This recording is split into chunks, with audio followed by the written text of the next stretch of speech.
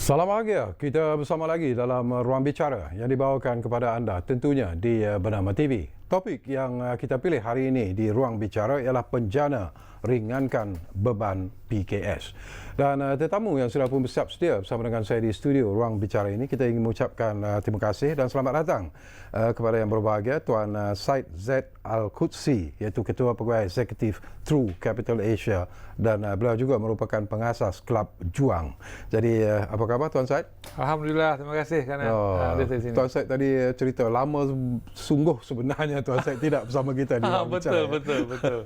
Itu berapa tahun yang lalu Tuan Syed? Saya rasa dalam mungkin 6-7 tahun lepas. Wow. Okey, kita memilih satu topik yang saya kira cukup penting sebenarnya Tuan Syed ya. Dan kita tahu bahawa negara kita dilanda oleh wabak COVID-19 dan kita juga tahu bahawa sejak PKP diperkenalkan, ianya banyak memberi impak ataupun kesan yang agak membimbangkan, terutamanya di sektor ekonomi. Dan yang paling terjejas sekali ialah dikatakan golongan yang terlibat dengan PKS dan juga mereka yang terlibat dalam perniagaan makro. Itu yang merasa kesan. Jadi pandangan Tuan Syed sendirilah betapa seriusnya sebenarnya wabak COVID-19 dan juga PKP ini memberi kesan kepada golongan ini sebenarnya Tuan Syed. Terima kasih. Assalamualaikum. Bismillahirrahmanirrahim. Waalaikumsalam. Memang COVID ni kalau nak dikatakan satu perumpamaan atau satu persamaan dari segi pesakit COVID, memang yang dijangkiti COVID ada. Sebagai kita manusia memang betul. Ada yang dijangkiti. Alhamdulillah kita punya kesihatan, Kementerian Kesihatan dan sebagainya, alhamdulillah Malaysia antara yang terbaik. Tetapi antara yang penting untuk kita lihat juga, semua syarikat dilanda COVID. Ini perbezaannya. Kalau kita manusia yang dijangkiti saja kena, tetapi perniagaan semua kena. Terlibat. Tidak ada, kalau kita tengok daripada perangkaan dari negara-negara lain, hebat, terlampau hebat dia punya ujiannya yang ada, yang dilanda, yang tengah melanda dan akan berterusan lagi. Jadi ini satu bukan yang tidak boleh diperkecilkan kalau kita lihat daripada negara-negara lain. Ya. Memang kesannya hebat, lagi bawah, lagi kecil syarikat itu, lagi teruk kesan itu. Pasal kesan itu boleh memusnahkan satu syarikat dalam masa yang singkat. Jadi efek COVID kepada syarikat deadly. Kalau seorang PKS enterprise, 1 bulan habis. Habis terus. Cuba kita bayangkan macam mana kalau perniagaan yang membuatkan servis di retail center, kalau menjual di pasar malam dan sebagainya, di mana penjualan boleh turun 30%, 40%, 50%. Mana boleh tahan? Tidak boleh tahan. Syarikat PKS, antara yang utama bezanya PKS dengan syarikat-syarikat yang medium ataupun besar adalah kecairan. Dia boleh tahan berapa lama, Jadi kesan COVID memang tidak patut diperkecilkan. Memang seharusnya dipertengahkan bersama-sama dengan kesihatan. Kesihatan, ekonomi. Ini patut diambil sehabis-habisnya serius oleh syarikat. Dan alhamdulillah memang saya rasa kerajaan memang mengambil dengan adanya kekurangan, tapi harus diambil satu, harus dilihat sebagai benda yang amat-amat serius lah. Saya suka bila Tuan Syed sebut tentang perlu dilihat secara serius, dan kerajaan kita memang melihat isu ini saya kira secara serius. Kita masih ingat lagi tentang pakej rangsangan ekonomi prihatin rakyat sebelum itu, dan kemudiannya pelan jana semula ekonomi ataupun penjana itu sendiri. Pada mulanya ketika pakej prihatin itu diperkenalkan, dikatakan bahawa tumpuan terhadap PKS itu tidak begitu berkesan sebenarnya. PKS ramai yang terlibat dalam PKS ini merasa tidak puas hati dan sebagainya, dan kerajaan memperkenalkan pula penjana. Jadi apakah Tuan Syed melihat bahawa penjana ini memenuhi kehendak dan hasrat mereka yang terlibat dalam bisnes PKS ini? Dalam konteks ini saya rasa kalau kita lihat kepada negara-negara lain, kerana sesuatu yang bukan luar biasa, kita boleh lihat semua negara memikirkan kepelbagaian cara untuk menyelamatkan ekonomi. Jadi memang apa yang dibuat dalam keadaan sebegini, Encik Syarkawi, apa buat pun tak akan cukup. Tidak akan cukup. pasal reality dia dalam masa 6 bulan businesses akan gulung tikar. Ini reality Okay. Jadi dari segi apa yang patut dibuat memang boleh diperbaiki. Dari segi apa yang berlaku di prihatin memang kekurangan dari segi apa yang patut dari segi sektor PKS. Pasal dari segi skim upah ataupun skim pembiayaan yang ada kebanyakan masalah dari segi sektor syarikat-syarikat mendapatkan pembiayaan ini. Dan of course dengan adanya prihatin dan juga package yang baru ni penjana. Saya rasa memang kerajaan dah buatkan benda-benda yang aturan dia yang untuk memperlebihkan lagi skim upah, untuk subsidi gaji, untuk memberikan pembiayaan. Tetapi masalahnya dari segi penyampaian ini masih merupakan satu masalah yang tinggi. Bila you sebut tentang penyampaian itu, Tuan Syed, apa yang dimaksudkan dengan penyampaian itu? Okey, bila sesuatu syarikat memulakan satu plan, satu package rangsangan dengan adanya bajet-bajet, akan adanya agensi-agensi kerajaan dan juga sektor-sektor swasta yang menyampaikannya. Kalau kita ambil kepada Singapura ke Eropah, UK ke US ke, dari segi ini kita banyak cakap pasal duit. Jadi penyampai duitnya memang sudah semestinya bank ataupun financial institution. Kalau kita lihat kepada Amerika Syarikat, ada ribuan, malah mungkin puluhan ribu penyampai-penyampainya. Kalau kita lihat kepada UK, juga dia ada ramai dan kepelbagaian dari segi penyampai amount. Ingat kerajaan bagi 70% ataupun 80% guarantee untuk menyokong atau mendorong pihak-pihak bank memberikan lagi pembiayaan. Tetapi kalau kita lihat malah di negara lain kurang penyampaian pasal secara realistiknya risiko harus diambil. Dalam keadaan yang ekonomi tinggi pun bukannya mudah untuk seseorang SME mendapatkan pembiayaan. Apatah lagi dalam keadaan yang sukar. Jadi siapa nak tanggung risiko ini? Kalau kita tengok kepada sektor swasta, semestilah sektor swasta juga memikirkan tentang bottom line sendiri, financial sendiri. Kalau kita tengok kepada Switzerland, ada negara-negara dia memberikan garanti 100% untuk memastikan amount itu disampaikan. Ada negara dalam masa 1 bulan berbilion-bilion boleh diberi kepada SME. Kita kena ingat. Pesakit COVID syarikat ni, Encik Syarkawi, masa itu menentukan dia boleh hidup ke tidak. 1 bulan mati, 2 bulan habis lagi. Dia tak boleh tunggu. Jadi masa seolah-olah kita punya barisan hadapan, frontliners untuk ekonomi, juga kalau boleh kita boleh harapkan untuk dia sehebat, seligat juga kesihatan. Dari segi masa COVID ni pun banyak daripada klien-klien juga daripada ahli-ahli juang kelab kami memang sukar juga nak mendapatkan, pasal kita pun faham kerana bila PKP, bank-bank dan pemberi-pemberi ataupun penyalur-penyalur ini kekurangan masa. Tapi orang kat luar ni tengah sakit ni. Kalau syarikat kecil, jangan cakap lah, 30 hari dah habis. Jadi ada imbalance sedikit, ada jurang di situ di mana barisan hadapan penyampai ni. And time is money. You lose time, you lose business. Business semua tutup, unemployment naik. Nak hidupkan balik susah. Kalau begitulah situasi yang sedang berlaku sekarang ini, Tuan Syed, apa yang dimainkan oleh True Capital Asia dan juga Kelab Juang dalam usaha untuk memberikan harapan sebenarnya kepada mereka yang terlibat dalam bisnes PKS ini? Saya rasa antara yang kami buat di True Capital Asia, syarikat pembiaya, kita mengadakan program rantaian bekalan. Kerana antara elemen utama akan berlaku adalah bekalan-bekalan akan freeze. Terutamanya kepada kontraktor Bumiputera. Bila dapat projek, nak minta barang. Dengan keadaan yang penuh fear dan ketakutan ini, pembekal-pembekal yang kebanyakan dia bukan Bumiputera juga akan takut untuk memberi barang secara kredit. Kerajaan nak bagi semua kontraktor duit banyak-banyak pun tak boleh. Tapi dapat projek nak buat, nak kena dapat barang. Jadi di sini kita ada program di mana kita memberikan pembayaran kepada pembekal-pembekal yang bukan Bumiputera, manufacturer, distributor, untuk disalurkan kepada kontraktor Bumiputera. Jadi ini yang kita buatkan melalui invoiceniaga.com yang kita adakan di boleh layari invoiceanchor.com. Boleh juga datang kepada office kami. Jadi ini satu yang kita buat. Dari segi Kelab Juang, kita mengadakan program-program pasal antara Encik Syarkawi, antara yang penting dalam keadaan yang sukar dan hebat ujiannya, kena ada harapan. Kena tingkatkan semangat. Ini kita ada perkumpulan Kelab Juang di mana kita membuatkan mingguan punya melalui kita punya Juang live.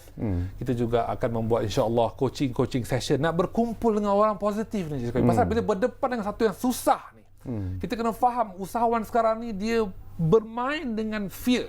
Takut apa akan berlaku pada keluarga aku, apa akan berlaku bulan hadapan lagi. Jadi ini fear, kalau didiktirkan lagi memang akan rebah.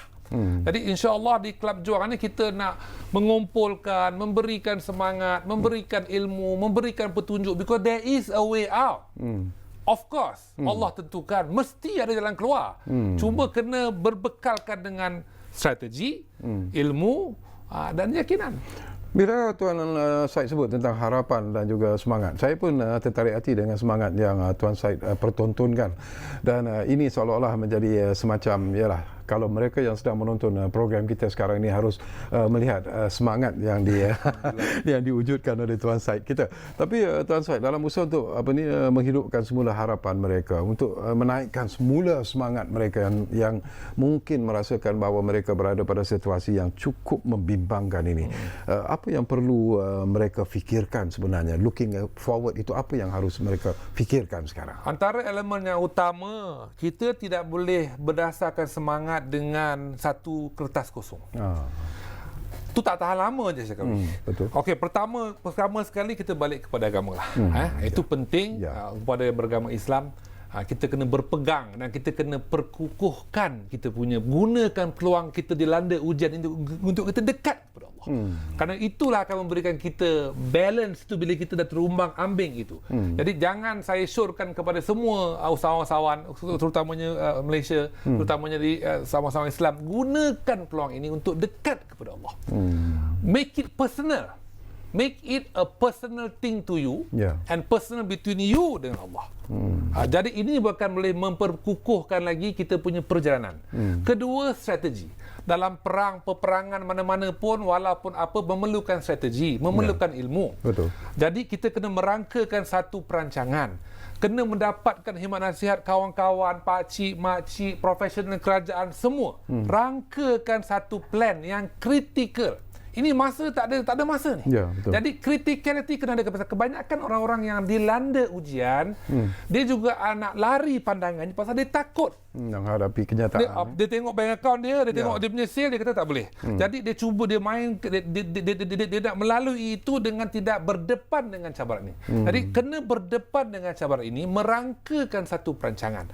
Kalau bisnes nak pergi buat digital, nak buat melalui internet, nak buat melalui delivery dekat rumah. Jadi kena buat, ini memerlukan ilmu je Syarkawi. Tanpa ilmu tidak boleh ada.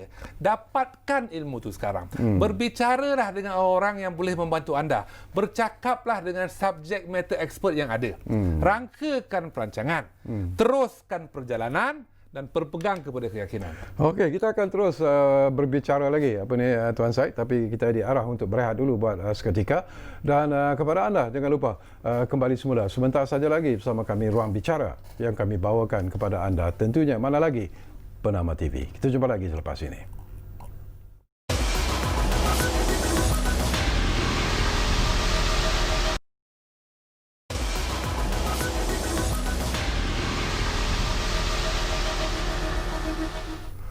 Baiklah, kita kembali semula ke Ruang Bicara ini. Masih lagi bercakap tentang penjana ringankan beban PKS. Baik, Tuan Syed, kita akan hubungi seorang lagi tetamu yang ada di talian kita sekarang ini, iaitu saudara Nafi Zanzuri Johari yang merupakan pengurus MyPC Sales and Services. Assalamualaikum, Cik Zanzuri. Waalaikumsalam warahmatullahi. Tuan sihat? Alhamdulillah. Alhamdulillah. Terima kasih banyak-banyak Tuan kerana sudi bersama kita di ruang bicara ini. Serengka-ringkasnya. Sama-sama. Ya, saya difahamkan bahawa Tuan merupakan seorang usahawan IT yang beroperasi di Skudai, Johor. Tetapi ialah dikatakan bahawa perniagaan Tuan juga turut terjejas akibat daripada COVID-19 ini. Mungkin boleh kita kongsi bersama apa yang berlaku Tuan? Okey, pertama sekali memang kesan COVID ni sangat besar lah. Ya. Okey, kepada semua usahawan, kepada kecil ataupun besar. Ya. Terutama bagi perniagaan kecil macam diperkatakan tadi, memang memberi kesan yang sangat negatif. Dan macam Tuan sendiri sekarang ini masih lagi beroperasi ataupun macam mana? Apakah menghadapi masalah sekarang ini? Demi semangat juang usahawan, kita masih lagi beroperasi dan boleh lagi berteruskan hiduplah. Alhamdulillah. Dan bila kita dengar apa yang diumumkan oleh Yang Amat Berhormat Perdana Menteri baru-baru ini, iaitu insentif melalui penjana itu, apakah Tuan melihat bahawa ianya seolah-olah semacam ada sedikit cahaya di penghujung terowong yang dilihat agak suram itu? Cahaya terowong yang agak suram itu mungkin boleh bertukar menjadi spotlight. Dengan syaratnya agensi-agensi pelaksana itu sendirilah. Dia mereka yang dilaksanakan untuk memberi bantuan kepada usahawan itu juga perlu menjalankan tugas 200%. Dalam mengurangkan masalah birokrasi, dokumentasi, dalam nak menyampaikan saluran bantuan semua tadi itu. Jadi kurangkan macam skor apa semua tu tak perlu, sebab kita nak menyelamatkan mereka-mereka yang lemah sekarang ni. Ya, betul. Apa yang boleh campak, pelampung ke, papan ke apa ke, itu perlu dilakukan. Dan bagaimana Tuan sendiri mungkin terlibat juga dalam kelab juang ini? Apakah banyak ilmu ataupun banyak bimbingan dan juga banyak semangat yang diperolehi melalui kelab juang dan juga bersama dengan Tuan Syed ni? Dalam kehidupan ni kita perlu berkomuniti.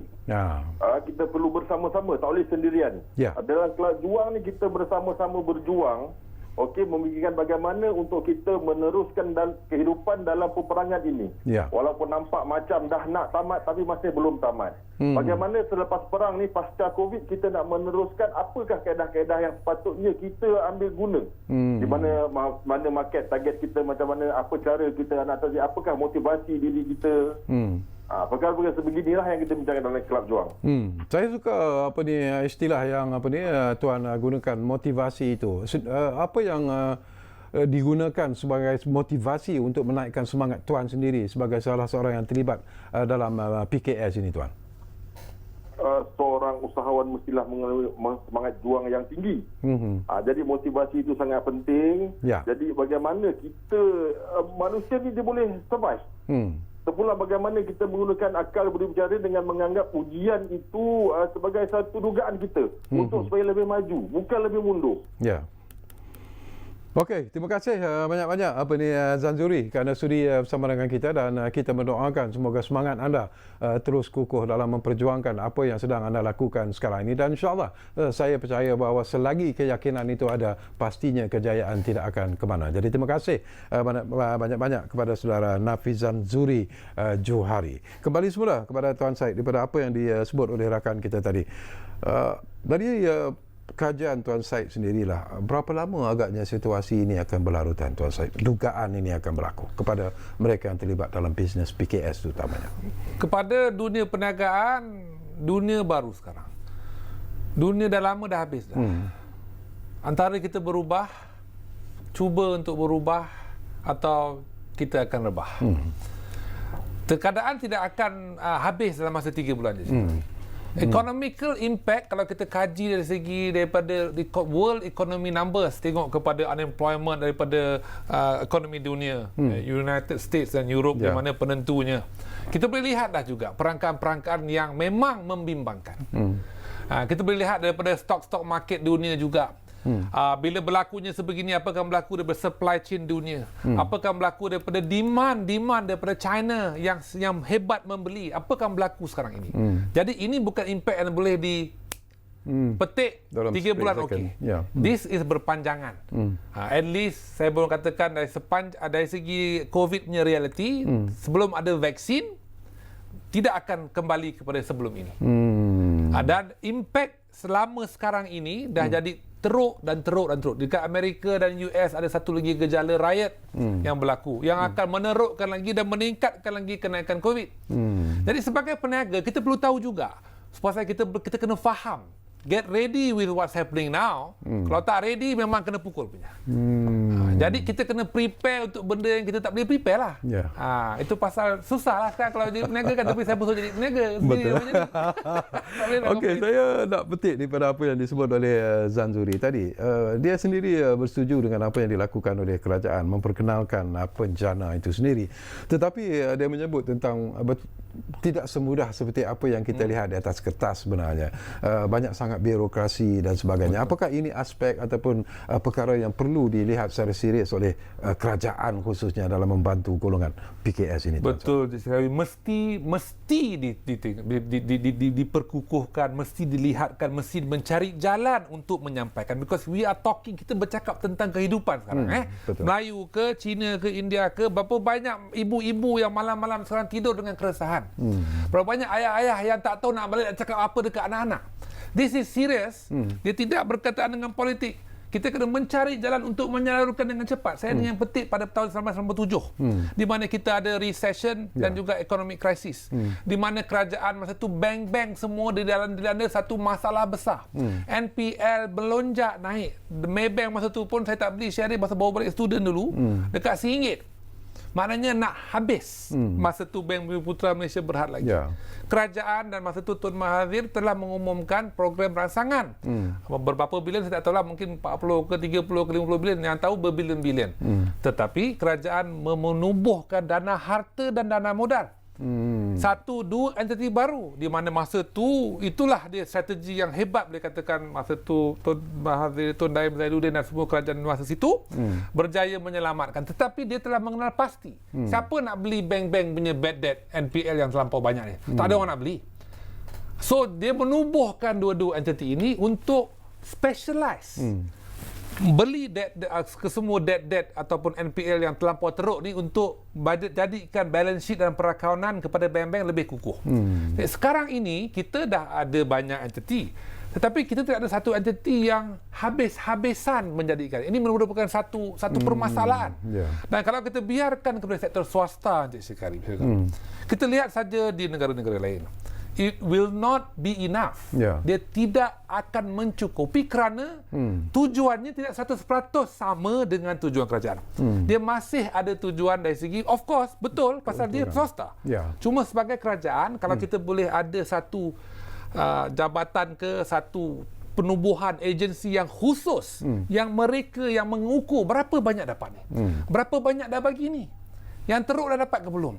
Berapa ribu, berapa syarikat company dah diberikan. Jadi kalau ini dengan sememangnya kerajaan dah ada niat ini, cuma nak lihat balik kepada implementasi yang saya rasa insya-Allah this is the best time dalam keadaan yang lain daripada lain negara Malaysia sekarang ini. Tapi saya rasa dengan ini insya-Allah boleh mampu buat. Tetapi kalau tak buat every week, every month, syarikat-syarikat akan dan hilanglah kerja-kerja ini. Nak build back businesses going to take a lot of time dan dia akan pergi balik kepada ekonomi. Kita tengok kepada angka-angka pengangguran yang boleh pergi mencecah hingga 2 juta dah hujung tahun ini, 1.7 ke 2 juta ke. Itu normal. Kalau worst case apa? 2.5 million. Unemployment 15%. Macam mana nak recoup balik? Kena tengok jalan, cari nak hidupkan bisnes-bisnes ini. Kena hidupkan Encik Syarkawi. Tapi nak hidupkan, kena ambil risiko. 100,000 kena bagi, mungkin 40,000 terlengkup. Tapi 60,000 hidup. 60,000 tu boleh gajikan 10, 20, 30 orang. Ini semestinya bukan agenda daripada pihak-pihak swasta. Dia nak tengok 100,000 bagi, 100,000 nak selamat. Inilah dia jurang dia antara reality dan versus kita punya implementasi sekarang. Okey, sayang sekali. Saya cukup tertarik hati dengan apa yang Tuan Syed sebut, tapi masa mencemburui kita.